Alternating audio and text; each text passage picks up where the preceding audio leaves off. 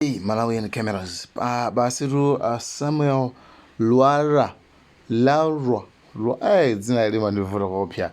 Komabe anyway, akuti tu iwo wandetu still campaigning for Kabambe. Ndipo akuti azungu angapo mpaka amaiko 8 anafuna CV yao. Iye natumiza. Yes, comrades, good morning and how are you everyone? Mwaswera bwanji, mwazuka bwanji. No, comrades, tose ndifo kumata kumaso ulira. Ndizimene boma la America latipangira. Zomwe nanena zana licha. Kuti in Malawi, tikangokhala anthu opusa, tivutika paka kalekale. Maka pa upanga chiganizo chosankha msogolero wa dziko lino pa September pano. As I said, zana maiko ngati America, Britain, Germany, Norway, Denmark, maiko ambirimbiri omwe amatithandiza kuno through small projects. They have never been happy with the Boma la DPP. They have never been happy with Boma la MCP. They have never been happy with the Boma la UDF. In short term, I can just say, kwamba 1994, maiko achizungu amenda chulapa, sanambe asangalasidwa, ndikaendesedwe kwa ziko lathu. Pazimene maiko amene wawa, amachita, amazionera ku maiko akwa huko, mene amendesera boma, maiko akwa huko. Pazeza panya ku Malawi, sakuona kusiyana kweni, nthawi ya Dr. Banda, ni nthawi ya multi-party democracy. Azungu ambiri, they prefer Malawi to go back to one-party state. Because our democracy, azungu aona kuti siti kuivesa bwino. Why these people are saying like this is like this?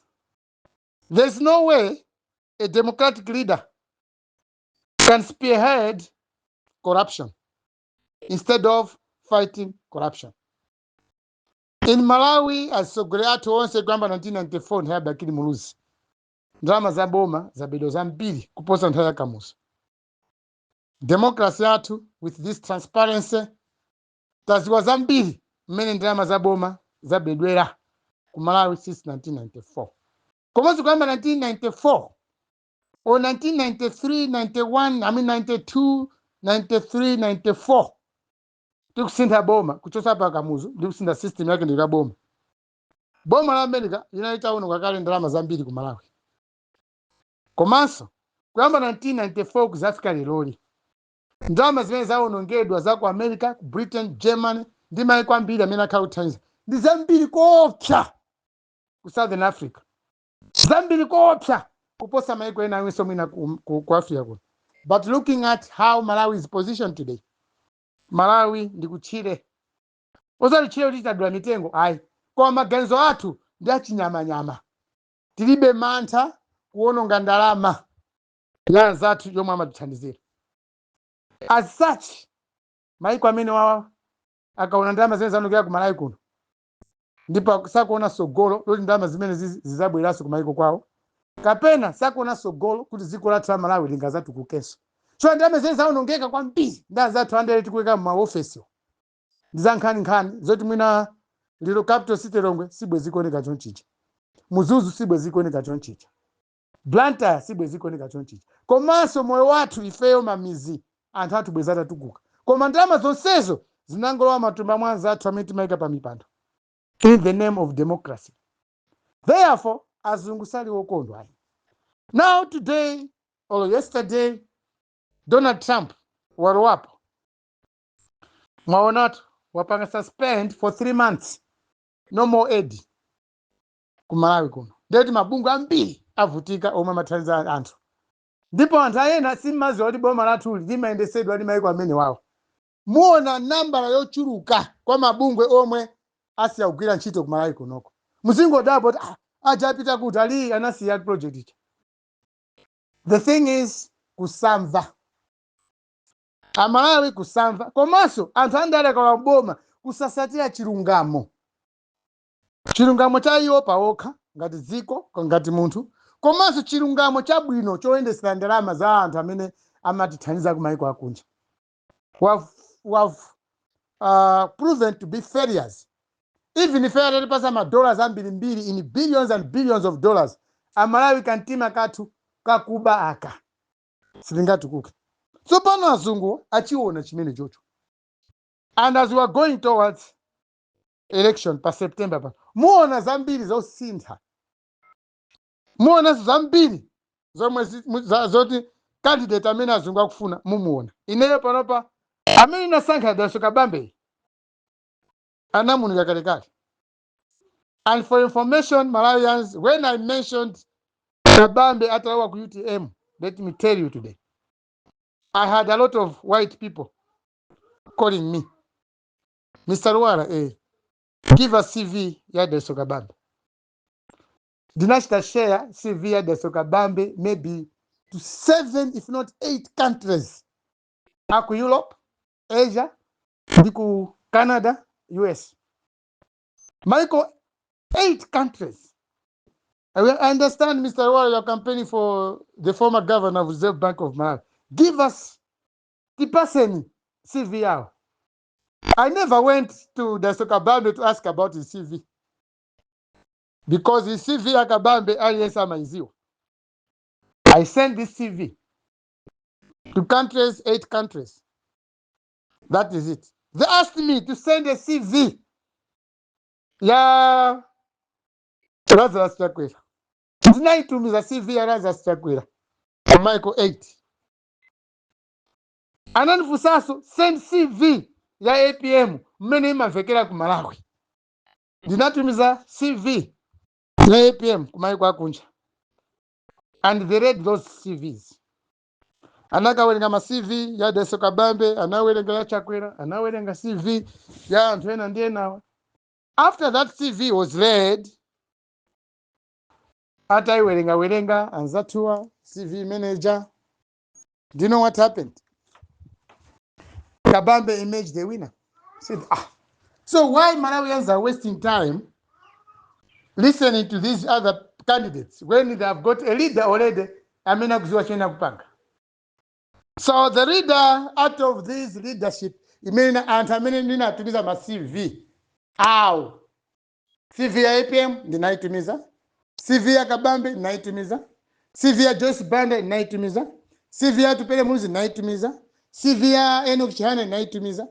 CV ya Chakwera ma CV onse asograz pan ndinatu. Even yaka Muzichiwambo ndinaitumiza. But Kabambe imaged the winner. Now the question was like this. Mr. Luara, is Malawi your home? I said, yes, it's my home. So you chose Daso Kabambe? Do you talk to Daso Kabambe? I said, yes, I do talk to him. They told me that work hard. This man can change things and we can work better with this person. So America, Britain, Germany, I know we can get a pasogoro Daso Kabambe. And today, ngati mkono America, you cannot yamba upeleka ma sanctions ku Malawi. They are paving way for Daso Kabambe. Nobody else. Those za upanga papa apeleka 3 months. The 3 months mena apeleka bani hii. American government ifuna iziwe. Oda Malawi mfuna chirungamo, kapena simfuna chirungamo. The moment Malawians were going to make a mistake, 3 months hii kisana pange chiganizo to vote la Daso Kabambe. Forget about American aid to Malawi. Ndukuzane lero la Malawi lero. Take it or not. Chispai machine mwa gulacho. Muchiuze, chifufuze zimene nena papa ndikubwereza. Adult sile manu mena aliko. Machine mwa gulao fufuzani kandi ukamba hapa. For 3 months, they want to prove to Malawians to say, koda Malawi amafuna msogore wotani. Ngata Malawi tinga sanke Peter Mutharika. Ngata tinga sanke chiganizo tinga sanke Chakwera. Malawi mavuto tinao. For 3 months before voting. The moment these 3 months ya bani mene yapeleka kwa America. Malawi ngati sipanga chiganizo choti zavotele Kabambe. Forget about anything good for this country. Tivutika. Because already America is taking us as a good example ndi Rwanda. Kagame bomalawo si nambe kalikali ya. 1994. You know what happened to Rwanda? Unali nkhondo. But today go to Rwanda. With these few years, Rwanda Panopa is recognized as one of the strongest countries economically and security-wise. in pa global map. Ma British akumaona Africa kuzera kwa Kagame ku Rwanda. Ma Americans akona kainiseweka boma la Paul Kagame. As I'm talking, Secretary to the State Rubio anali ku Rwanda meeting Kagame. Kumalawi kunoko akupanga freeze aid yao pa Rwanda hapa akwase Grachi Seko. So Malawians, comrades, this is something that you have to take it seriously. Otherwise, muchedwa nao ao muko apangira campaign. Muchedwa nao. You are wasting your time campaigning for people who are not loved. People omwe analepera test ya maiko akunja.